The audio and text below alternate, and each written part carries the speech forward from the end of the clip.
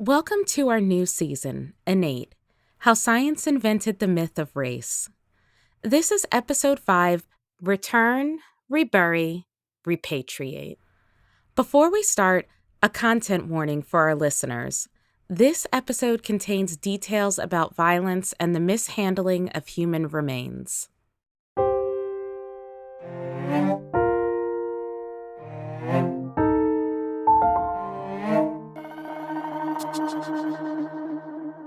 In 2019, Abdul-Aliy Muhammad learned that a group of students at the University of Pennsylvania was researching whether the school had any historic ties to slavery. I'm not a Penn student, didn't go to Penn. I'm from the neighborhood that Penn is in. I'm from West Philadelphia, born there and raised there, and have a very complicated relationship with the university because of that. Penn is an Ivy League university situated right on the edge of West Philadelphia, a predominantly Black section of the city just across the Schuylkill River from downtown. The neighborhood was originally designed as a streetcar suburb. Trolleys still roll through it, past huge trees and big Victorian houses, as well as smaller row homes like what you see in the rest of the city. Now, Penn has been systematically gentrifying West Philadelphia for decades now. So there's a lot of tension between the school and the people who live in its shadow, like Abdul-Aliy. As a Black person, you kind of think about old institutions and what they may have done to either participate in or benefit from the subjugation of Black folks.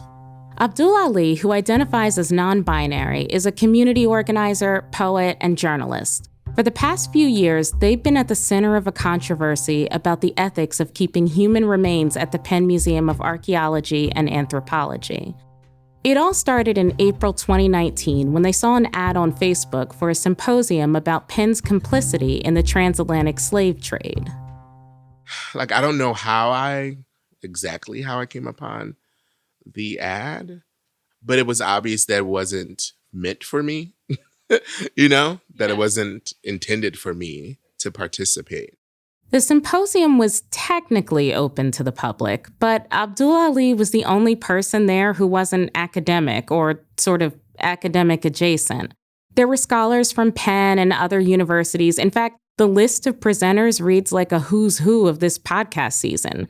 There were also presentations from undergrad and grad students.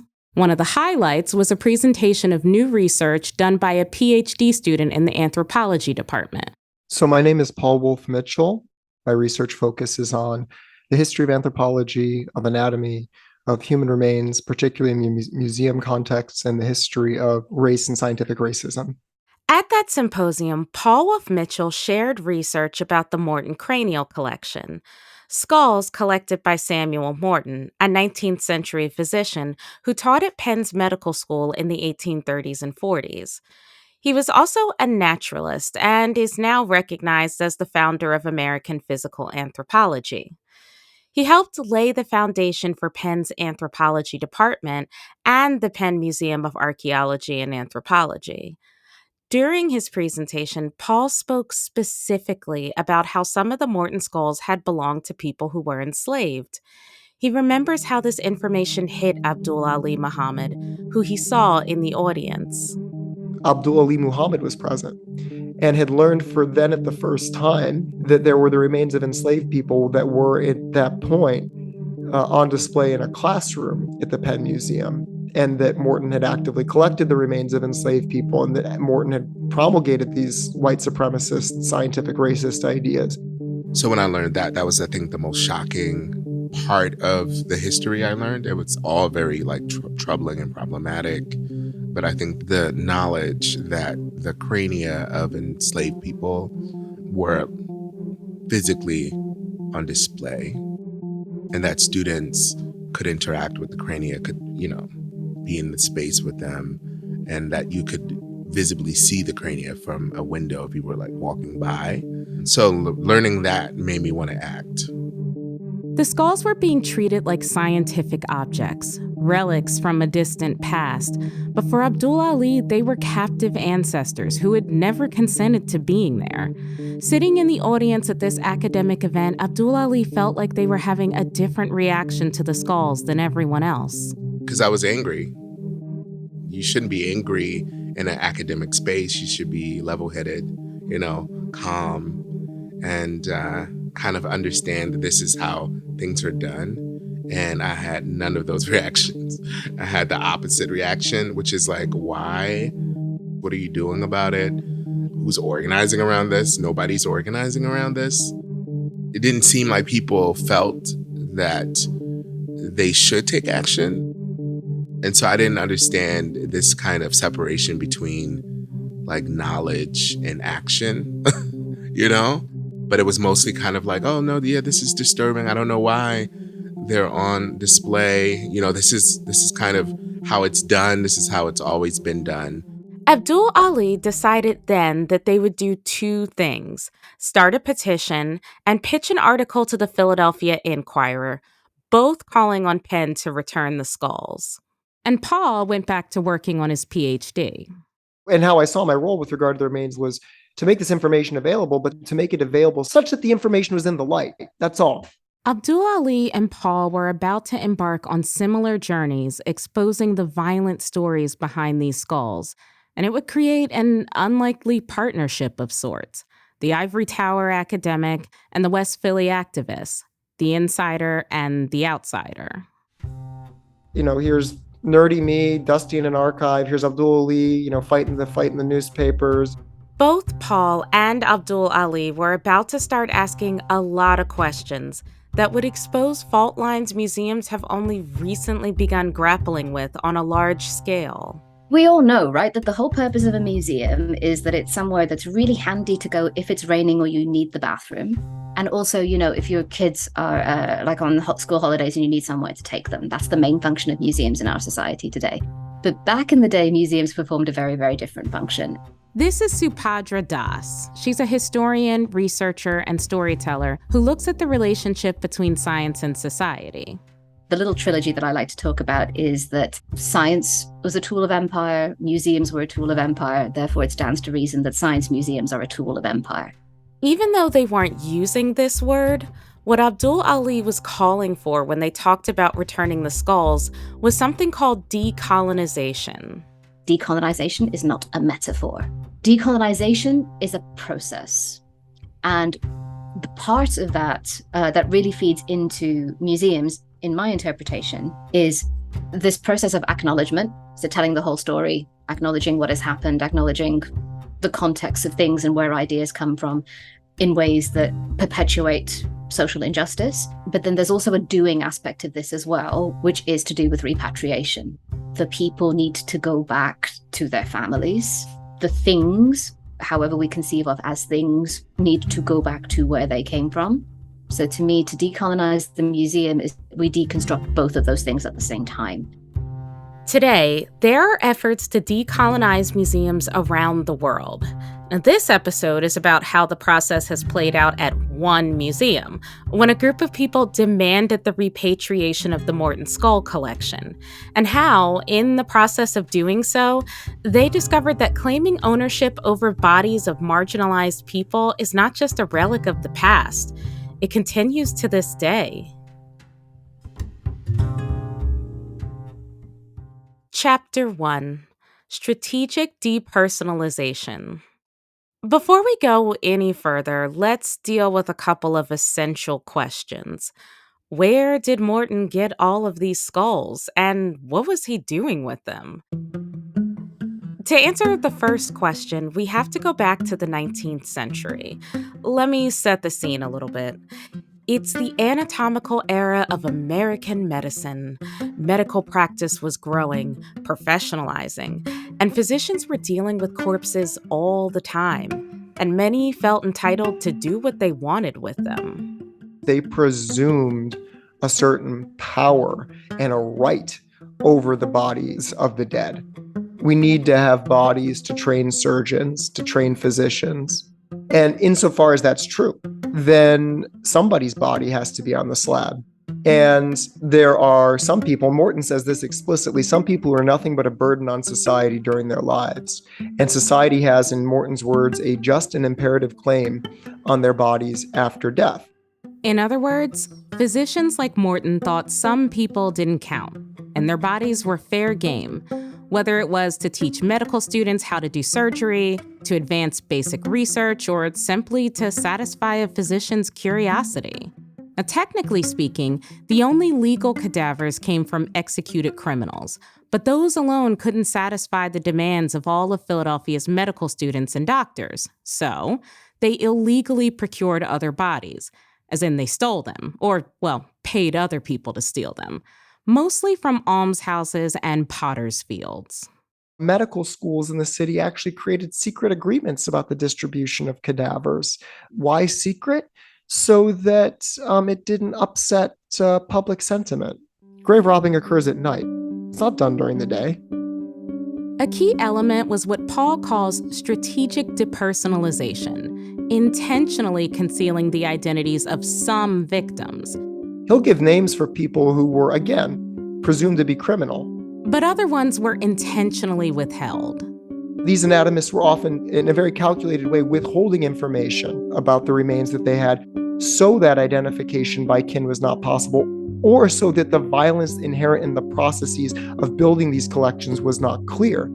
Almshouses were hospitals for people without means. They were described by doctors who worked there as abysmal places, both to live and to die. Patients there wrote petitions to the governing body, begging not to be buried in the potter's field because so much grave robbing and body snatching was going on. But the city's elite pretty much turned a blind eye, as long as the cadavers didn't look too much like themselves. And this included anyone who was poor, quote-unquote deviant, an immigrant, or Black. In effect, the access to bodies, particularly of the poor, was what made the University of Pennsylvania so prominent a place in medical education, because anatomy was so central to medical education in this period. Medical students at Penn trained at the Blockley Almshouse. The patients, or inmates as they were tellingly called, were reduced to teaching tools. While they were alive, students practiced treating them bedside. And when they died, they became anatomical specimens for dissection and practicing surgery. They also wound up in Morton's skull collection. In fact, the very first skull listed in his catalog is of a Black man who was likely one of his own patients at the almshouse. But Morton didn't stop there. He got skulls from around the world, often using connections he had as a member of the prestigious Academy of Natural Sciences. The people that he's asking are in the U.S. Navy or in the U.S. military. They are traders. They are diplomats. They are other scientists. They are enslavers. And this brings us to our second question. What was Morton doing with these skulls? He was using them to prove that the racial hierarchy that already existed in the world in a social and political way was actually natural and innate. And the social and political hierarchy that put him, as a white man, at the top was what allowed him to get the skulls to furnish his proof. Historian of race science Chris Willoughby describes it as a disturbing feedback loop. Human remains are the source material for creating a global racial system of white supremacy, and those are only obtained through imperial violence and networks of commerce. In the case of Samuel Morton, he has an agent in Egypt who collects more than 100 crania, who's the vice consul for the United States. So imperialism and these networks of aggression are what supply human remains, and then those human remains are studied to justify those same systems. Systems based on race, which all kinds of people contributed to defining, from philosophers like Immanuel Kant to botanists like Carl Linnaeus. But Samuel Morton came along when race science was getting increasingly medical. See, a philosopher can look at a person and speculate about their external appearance, defining race by skin color or hair texture. But you need specialized training to say something about the inside of someone's body. It's the instability of skin color and anxieties about how it might change or could change that is a motivator for trying to find race deeper inside the body. Fair-skinned Europeans were anxious that if they went to warmer tropical climates, they might become darker. And they were even more anxious that this might pass on to their descendants. There was also concern about the inverse happening, which is that dark-skinned people coming to Europe and then becoming white. You see what's happening here, right? The whole system has been built on external markers. But when that proof starts falling apart, race scientists move the target. And in the middle of the 18th century, there's a move to say, well, okay, so the external environment does all of these things. Yes, but what happens when we look at the bones, which are inside and are not accessible to all of these factors that can change? And some of those are the features of the skull. And what makes the skull so crucial is indeed the way in which it is thought more than any other part of the body to reflect the mind. So, skulls in hand, Morton employed his scientific method. First, he filled them with white peppercorns, though later used lead shot. Then he measured that volume in cubic inches and took the average of each racial group, and then built a hierarchy of 5 races based on those numbers. And when Morton grouped his skulls in order from largest capacity to smallest, he had Caucasian skulls at the top with the most mental capacity, followed by Mongolian, Malay, American, and Ethiopian at the bottom. There's been a lot of debate over the years about these numbers. Are the measurements made up? Was the math right? But these questions are kind of missing the forest for the trees. There are so many reasons that Morton's conclusions were incorrect. His bias, the fact that he actually believed the races he grouped were all completely different species. But we also now know that the brain is a complex organ and your intelligence is not based on its physical size. And that might seem like a good stopping point, right? Morton was racist. The skulls don't prove intelligence. It's now been over 180 years since his conclusions, and in that time, the world has changed. The Emancipation Proclamation happened. We got a black president, even a black vice president. But the skulls and the problems with them didn't just disappear. There they were in 2019 in a classroom at the University of Pennsylvania.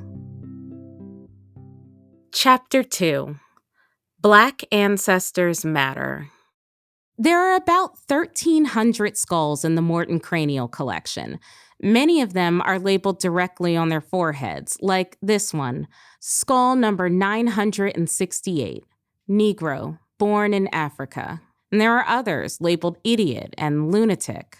And I don't know, I've never taken an anthro class, but I do know that there's just something really frustrating about a black student in an anthropology class sitting there and literally sitting in the shadow of something that was used to prove that that student should not be there.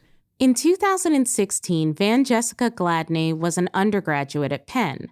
At the time, there was a sort of movement where elite universities were confronting their ties to slavery, and Penn had made a statement saying they had none.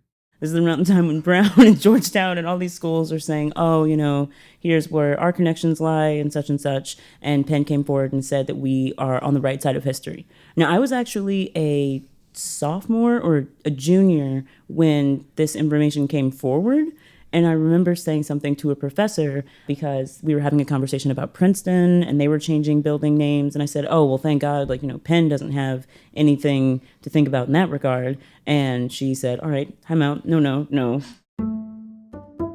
That professor invited Van Jessica to join an independent study that would investigate whether or not Penn's statement was really true. The group became the Penn and Slavery Project. This was the same group that put on that symposium in 2019 where Paul Wolfe Mitchell presented and Abdul-Aliy Muhammad first learned about the Morton skulls. Van Jessica was there too, on a panel presenting the students' findings. One of the first things the group decided was that just because the university never outright owned slaves, that didn't exonerate them. We kind of all agreed that, well, that's not really how it works. You can't just say that, oh, the university didn't own anybody, so we're not complicit. Sure, the institution may not have owned enslaved people, but we definitely profited from the institution of slavery, benefited from the institution of slavery, and in some ways helped continue to support the institution of slavery. With this broad scope in mind, it was clear that the Morton skulls were an obvious part of the problem. What's really frustrating is that the Morton collection created this and supported this idea of racial difference, but then the handling of it speaks to the fact that we do believe there is a racial difference. There isn't, but there is. I mean, difference only exists because you believe it exists. And if we are treating the remains of a group of people whose bodies were used to invent this idea of difference between the races, and we are okay with saying, oh, well, it's fine that they're in closets, and it just makes me realize how much work we have to do. One of the talks at the symposium focused on a subgroup of the Morton collection, the skulls of 55 Africans who had been enslaved in Cuba. Penn professors and students had been using these skulls for research as recently as 2020. So many people who I talk to are not academics, not tied to institutions, but are just, regular folk are like, why? Why for so long? Why has this happened? How is this okay? And then to be met with the academic response, which is we need, these remains to do research. We have to digitize it, look at the bones to see, how enslaved people, their nutrition was. That's some of the responses I've heard from people. And I'm like, that's not okay. You don't get to prod and process and research people who've been harmed in their lifetimes and in their afterlives. You don't get to decide to do that for the sake of science. A cultural anthropology professor at Penn named Deborah Thomas was also at the symposium. By the way, she and her husband were the first Black faculty in the department when they came in 2006. When she saw Abdul-Aliy's reaction, it confirmed something she already knew, that someone could spend their entire life in West Philadelphia with Penn in their backyard and still not really know what's going on inside. I mean, if people don't know those histories, if they don't know the histories of ethnographic museums, if they don't know the histories of the discipline, and particularly of physical anthropology, you wouldn't be able to conceive of, ancestors living in museums to the degree that they do. But if you are in that history and work in that discipline, of course you know that this is completely common, that ancestors live here. Maybe 10,000 individuals or pieces of individuals are still in the Penn Museum. I think once we had people from outside of the Penn Museum and inside of the Penn community, and then outside of the Penn community altogether, that's when things really got rolling. I think it awakened a lot of students into realizing that academia can function as activism. Abdul-Aliy Muhammad brought their non-academic worldview into what was usually a closed academic space. And they said, this is not okay. We need to do something. And then they shared that opinion with the rest of the regular folks in Philly through our newspaper, the Philadelphia Inquirer. They demanded that these remains be reburied, that they be given to the descendant community for burial, and that this was a part of a broader conversation of reparations. And it was during the time that Democratic presidential candidates were talking about reparations. And I felt deeply and still deeply feel that Penn owes reparations. Penn didn't respond for more than a year, until the summer of 2020, when George Floyd was murdered by police and mass demonstrations swept the world. Penn finally responded with 3 steps they were going to take. 1, stop doing research on the remains of enslaved people. 2, take the skulls off display. And 3, finally work towards repatriating them. It's a strange feeling, right? That someone had to have their neck compressed and die, and for people to organize in the streets, for institutions to look into the possibility of repatriation. I feel like that is a testament to how deeply ingrained whiteness and racism is in our society. Because in 2019, this was as important as it was in 2020, as it is in 2022, It shouldn't have to be a tragedy, state-sanctioned violence, and public outcry for an institution to do something that's right and correct. Penn formed a repatriation committee. Meanwhile, they moved parts of the collection out of the classroom and into storage. While this was happening, Paul was still working on his PhD and teaching undergraduate anthropology classes, and he was learning things from his students. I remember one student whose parents were both Nigerian immigrants, and he was the youngest student in the room and very shy. And he asked me after one class why it was that his seat was next to a skull on the shelf, inches from him as he sat during class, why that skull said Negro born in Africa on a label pasted on its forehead. And so I explained what Morton was doing, why he collected those skulls, why he labeled them the way he did, why he measured them. And at a certain point, I could see on his face that more information was not making this better. Contextualizing this more fully didn't justify it.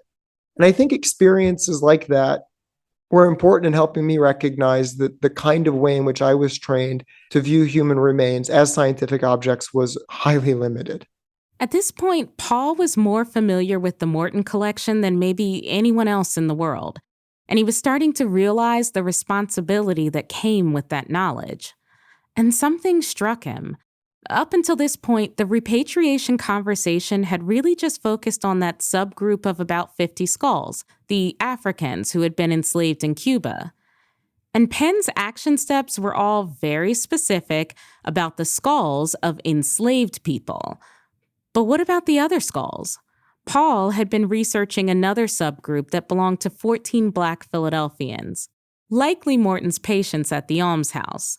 They might have been free when they died, but they could have been enslaved at some point. So, in February 2021, Paul wrote a report and posed a question. What do you do if you have already made a commitment to bury the remains of enslaved people or work toward that end, but you're only talking about the remains of people who died while enslaved? What do you do when there may have been people who may have been enslaved at some point in their lifetimes? Or more broadly, how do you think about the entire white supremacist, scientific racist, anti-Black project of which Morton was a part, which served in explicit ways as a justification, as an apology for slavery? How do you think about the remains of any Black people that were collected toward those ends, still on display, still kept in a museum? These were questions I had to grapple with myself because I had worked in that museum and with those collections for a long time. But to my mind, I don't think the questions can be ignored. Paul knew that the Repatriation Committee was going to make a statement soon. And that's, of course, why I released it when I did. I was like, they're making decisions, they're having a committee. Abdul-Aliy got wind of the report and wanted to make it public. They called me and said, I would like to write something about this for the Inquirer. Can you explain some more, give me some more detail? Abdul-Aliy wrote another op-ed for the Inquirer and included a PDF of Paul's report with it. The article got a lot of attention, and Abdul-Aliy helped organize a protest calling for all the skulls in the Morton collection to be repatriated. Abdul-Aliy asked Paul to speak, and he did. On April 8, 2021, a huge crowd of protesters gathered. They were angry, and there were people who were bringing, someone did a libation ceremony to bring kind of an ancestral presence to join us in the protest. And it was kind of a shocking but also very important reminder that this is more than just, a grade. This is more than just a project with a 3-prong presentation. This is about people who were alive and whose remains have been disrespected, and people who are alive and who want to see the university, who occupies a huge part of this city, actually have a respectful relationship with this city. That evening, or maybe the day after April 8th, Penn announces the recommendations from that first committee about repatriation. And so it was big news. Penn has decided to repatriate the Morton cranial collection. The Penn Museum in Philadelphia is issuing an apology for its collection of 1,300 skulls, including those belonging. It was a huge win, but Abdul-Aliy didn't get to celebrate for long. Just days later, they got an email from an acquaintance who worked at another Philadelphia museum. She reached out to me in email, thanking me for the work that I was doing. and saying that she has some disturbing information that she wants to share with me. Do I have time over the weekend to have a conversation?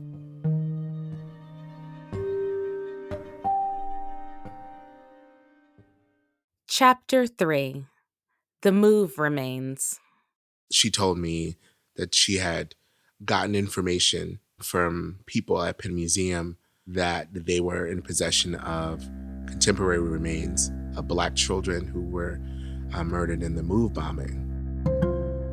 MOVE is the name of a radical Black liberation group that formed in West Philadelphia in 1972. The group combined the revolutionary ethos of the Black Panthers with a back-to-the-land communal lifestyle, all right in the middle of dense, urban West Philadelphia. The media has called MOVE a back-to-nature group of radicals, the human species at its lowest form, and finally wrote, the word MOVE means nothing at all. MOVE members had a deep distrust of the government, especially the police. Philadelphia is a city whose Black population has tripled since the Second World War. In the wake of the civil unrest of the 60s, then Police Commissioner Frank Rizzo ran for mayor on a law and order platform and won. The year Rizzo took office in 1972 was the same year that the MOVE organization began to mobilize. Year after year, MOVE's encounter with the police ended in injuries and arrest. They reacted by strengthening their religious discipline and securing their homes from intrusion. Years went by like this, and the antagonism grew. And then, something unimaginably horrific happened in 1985. May 13, 1985, years of conflict between the city of Philadelphia and a small urban group known as MOVE ended in a violent day-long encounter. It was one of the most devastating days in the modern history of this city. The big story tonight is the effort to evict MOVE. The effort has turned into a disaster. The police flooded the house with water and then tear gas.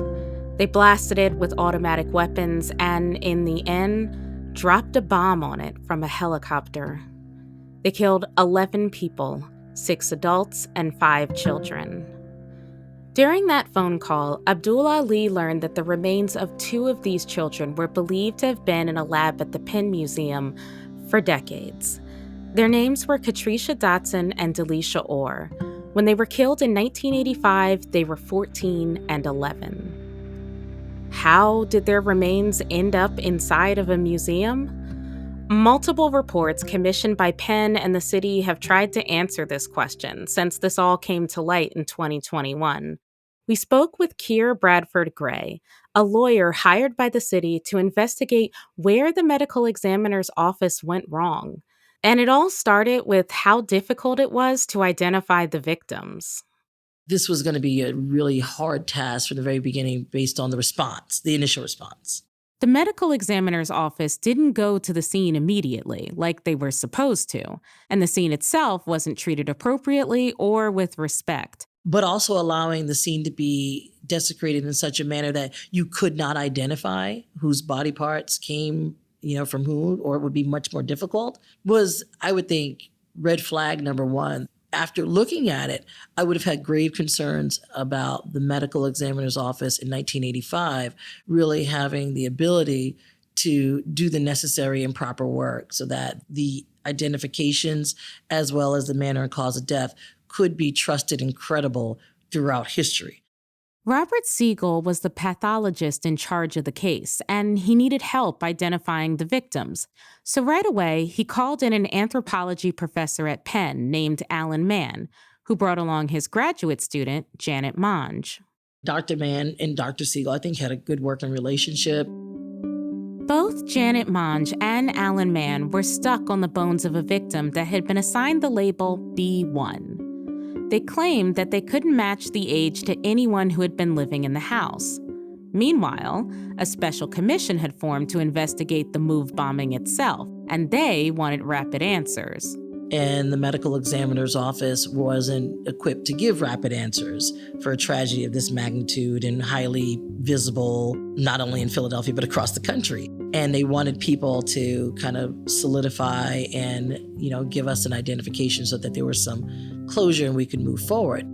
The commission brought in their own experts, some of the top forensic pathologists in the country, and Alan Mann and Janet Monge were asked to leave.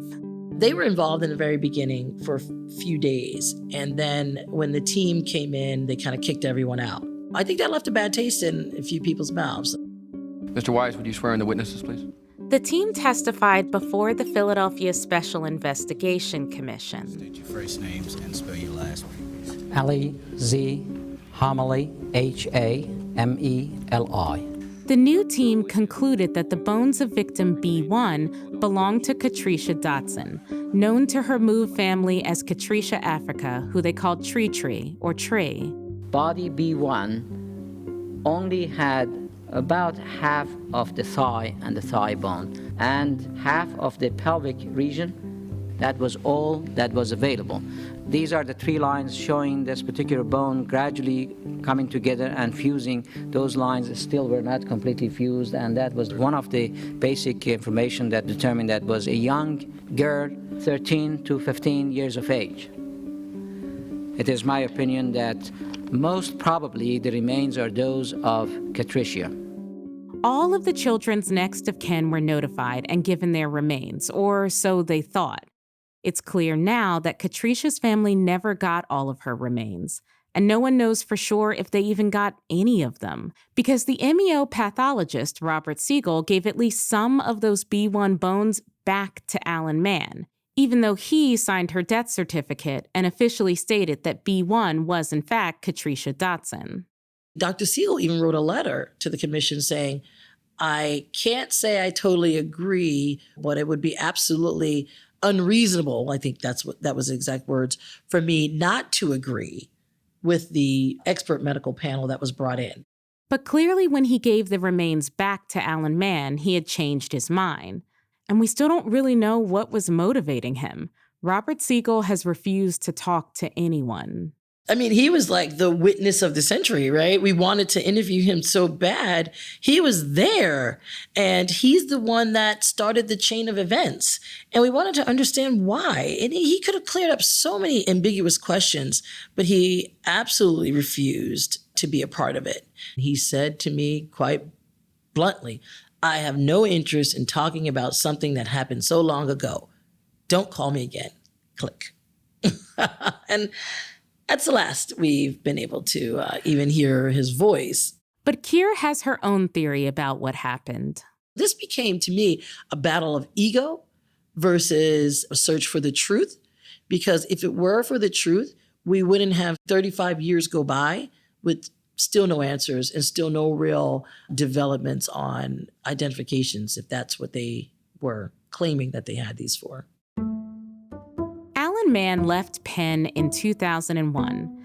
Janet Monge was still there, at this point an associate professor in the anthropology department and a curator in charge of the physical anthropology collection in the Penn Museum, which included the Morton skulls. And those B1 bones that Robert Siegel gave to Alan Mann had been left with her. Robert Siegel never asked for them back. Monge was still doing research on them in the hopes of identifying them, even though many forensic experts and the official record positively identified them as Katricia Dotson. Monge used the bones as teaching tools, including an online forensic course called Real Bones: Adventures in Forensic Anthropology. The videos from that course were taken off the web in 2021, but Distillations got a hold of them. Today we're actually going to look at an actual forensic case from here in the city of Philadelphia. The bones actually are very worthy in the study sense. In the video, Janet Monge displays a few different bones on a black table. What I'm going to do actually at this point is show you remains of one of the individuals. And it is somewhat of a contentious individual. There's a student with her who's also been researching the B1 bones for her senior thesis. Do you think that you'll be able to come to a conclusion relatively soon? I hope so. This is a case that's been actually in the lab for, about 35 years, something like that, and we're still sort of tracking it down. All these years later, Monge and Mann still disagree with Hameli's findings. They think that the B1 bones had to belong to someone older. Man estimated 20, but there wasn't anyone that age in the Move house. Behind the setup are the Morton skulls, which serve as a sort of artfully blurred out backdrop. Rows and rows of skulls in glass cabinets facing the camera. It's almost like they're watching this bone demonstration too. The Move bombing has left an indelible stain on Philadelphia. Almost 4 decades later, the pain is still fresh in the minds of so many people. It hits hard for the family, of course, but also the people from the neighborhood. Abdul-Aliy was an infant at the time, but they can describe their mother's memory of that day like it's their own. She remembered exactly where she was. She remembered the smell, right, of the smoke and hearing the noise from what happened. So when they got that phone call from their acquaintance, they couldn't believe what they were hearing. The children's remains were at Penn 36 years later. And so I was really shocked. I cried. I was stunned. I kind of just remained silent for a bit. And then after I kind of absorbed what she was saying, I was trying to understand, one, how she heard about this. You know, like, why would they have the remains of Black children? And what she wanted me to do about it. You know, that was one of my first questions, like, what do you want me to do with this information? This is heavy. And she said, you know, I want you to write about it because I feel like you've, you know, written about Penn Museum and their possession of, you know, Black ancestors. I feel like you're the appropriate person to write about this. Abdul-Aliy was overwhelmed by this information, but they decided to do the story. And their article in the Inquirer helped break the news to the world. One of the saddest days in Philadelphia history is right back in the spotlight. But the focus tonight is on the remains of some of the children who were killed in that bombing and how it appears they were used in classes to teach Ivy League students. Once the article was out, Abdul-Aliy went back to the same site outside the Penn Museum to protest again. You can hear in their voice how tired they are. So about 35 years since they were murdered by the state. They were held, parts of their sacred body were held in a box. This is disgusting. This is gross. This is not normal. This is not right. This is not okay. The Morton skulls and the Move remains were so clearly connected in Abdul-Aliy's mind. So you just learn more about just the desecration, honestly, of like people's remains over time, and about how it was decided that these people weren't worthy of protection, adequate, you know, ceremony and rest. And also like that we know who these remains belong to. We know as much as possible, right? Even though they have been classified by some as like unidentified. And how that label is used to dehumanize people and people's remains, right? And so that they can be used for instruction devices.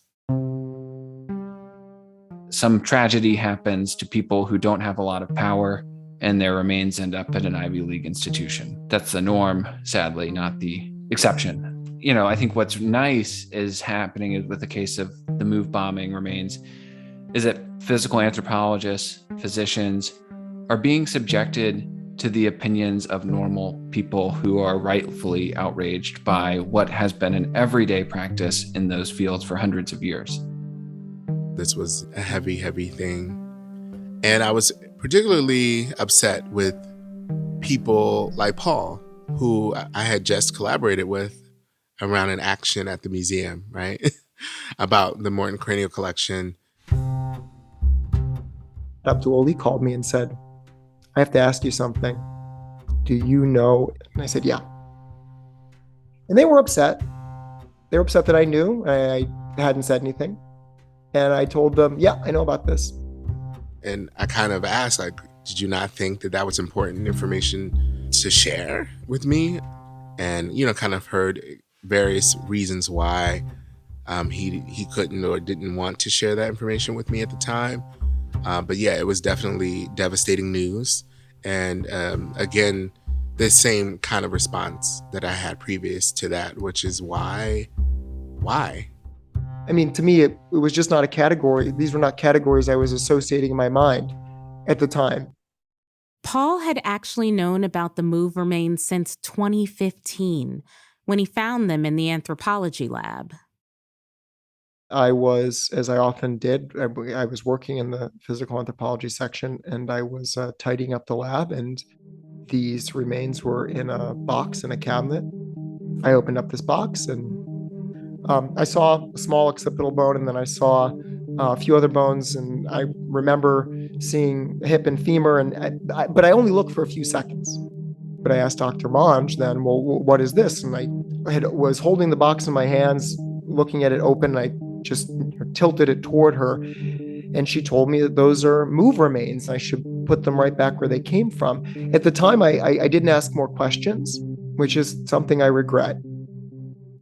Documentation suggests that the occipital bone that Paul says he saw belonged to body G, which was Delisha Orr. But while Penn has acknowledged having B1 remains in its anthropology lab, they've denied having any other remains from the move bombing. It's crucial to know whose remains exactly were held in a lab for decades, but it's also important to keep in mind that there should have been none. Have your views on human remains in museum collections changed at all throughout your dissertation work? Tremendously. You're trained primarily to see human remains as scientific objects. I was primed to see them as very discrete. And what I mean by that is that it was sort of neatly delimited. Like this is a bone and it's here and you can measure it and you can see it. What I came to appreciate ever more in learning about the history of these collections is the way in which there are invisible but nonetheless real connections between these remains and the communities they come from, the descendant communities that have connection to them today, and the broad historical context whereby they could be brought into museums and made into objects, and how they were made into objects and other people like Sam Morton were not. When Abdul-Ali's story broke, it reopened the wounds of surviving MOVE members who had lost their family members. There was a press conference right after the news came to light. Katricia's mother, Consuela Africa, was there. She didn't speak much, but when she did, it was devastating. We will never get a chance to embrace our children and hug them and kiss them. We will never have that feeling of love, to put them to our breast because they're not here. Mike Africa Jr. grew up with Katricia, who was like an older sister to him. He told a story about a time when the younger kids left a pile of wet clothes on the floor after playing in the snow, and Katricia quickly cleaned them up. And because Tree was the oldest of the kids, she had a lot of responsibility. Older kids, they take up a lot, And today I found out something as looking through these things and trying to understand what kind of monster would do these things. I'm looking at this paperwork that these people are sending me, and I looked and I saw. Take your time, baby. Take your time. I saw Tree's birth certificate. Take your time. And I saw her little feet on this paper. Yeah. Go ahead. And I'm just looking, and I just cannot understand how these people would kill our people like that.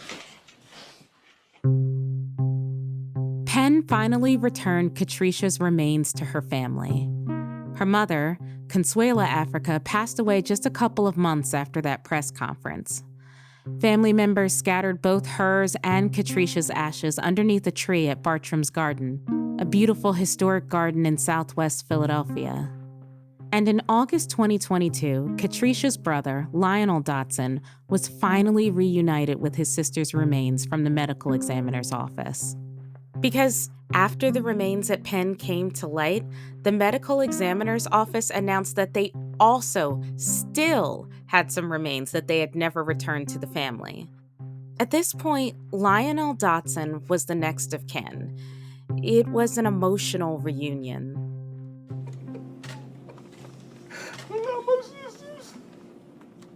never have to let them go, William. I don't want to.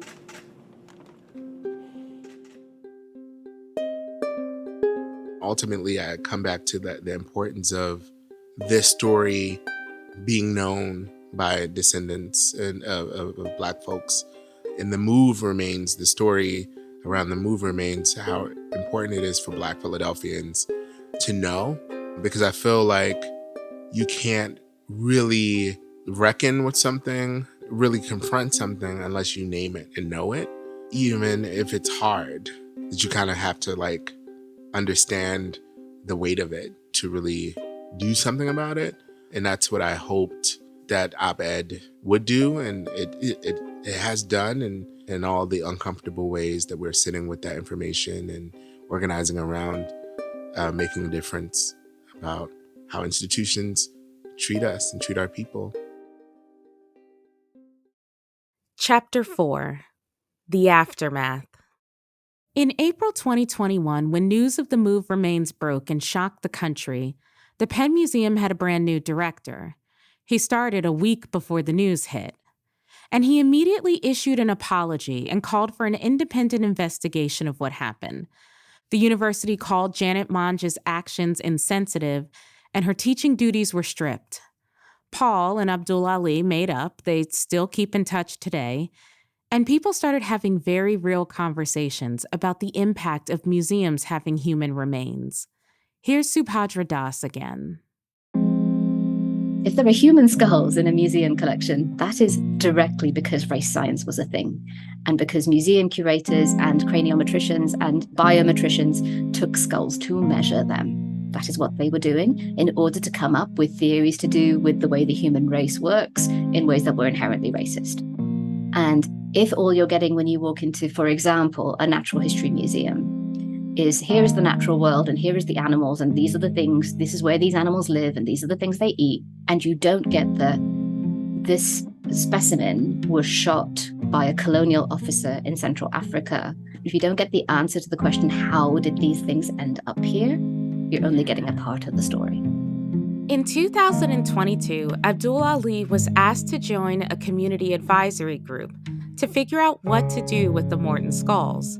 But they were disappointed when Penn very quickly petitioned to rebury the 14 skulls of Black Philadelphians. In early 2023, Abdul-Aliy made their case before a judge that the process should be led by the descendant community, not Penn itself. But an orphans court judge sided with Penn.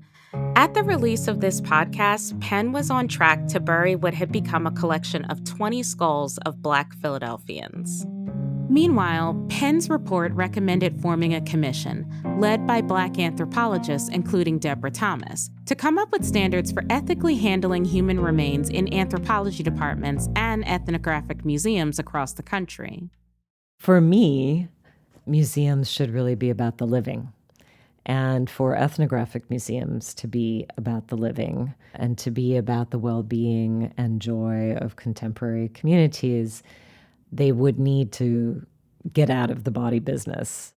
My own feeling is that there is no future scientific discovery or potential discovery that justifies the keeping of ancestors in these museum spaces, because none of them would have come through a process of informed consent. Archaeologist Michael Blakey is also on this commission, and he confirmed what the Penn investigation found, that neither Alan Mann nor Janet Monge had violated any professional or legal standards. However, the most fundamental ethical principle is to do no harm. The American Anthropological Association, to which all anthropologists are accountable, has said that over and over in different ways for decades. And so the point is whether Dr. Monge or Dr. Mann had done their best to consider all those things that might do harm and to mitigate those effects to try not to do harm. And I don't think they did that. In other words, I don't think they met the standards of ethical practice, but they did apparently meet the standards of the law. It sounds pretty shocking, right? We asked Deborah Thomas how this could be. I think what that means is that there are not well laid out, clear standards. If a set of standards isn't written as a kind of guide for ethical behavior, then you can't violate it. And it makes you wonder, wouldn't it be amazing if museums had more examples to look to? If only someone had led a successful ethical project involving human remains. But someone did. Back in the 1990s, just a couple hours away from West Philadelphia. You just met him. His name is Michael Blakey, and in our next episode, we'll tell you all about it. We reached out to Janet Monge and Alan Mann, but they didn't respond to our requests for comment. Mike Africa Jr. declined our interview request, as did the Penn Museum, who directed us to a statement on their website. This episode was reported and produced by Mariel Carr, with additional production by Rigoberto Hernandez. It was edited by Rigo and Padmini Raghunath, and it was mixed by Jonathan Pfeffer, who also composed the innate theme music. Distillations is more than a podcast. It's also a multimedia magazine. You can find our videos, stories, and podcasts at distillations.org. And you'll also find podcast transcripts and show notes. You can follow the Science History Institute on Facebook, Twitter, and Instagram for news and updates about the podcasts and everything else going on in our museum, library, and research center. The Science History Institute remains committed to revealing the role of science in our world. Please support our efforts at sciencehistory.org/givenow. Thanks for listening.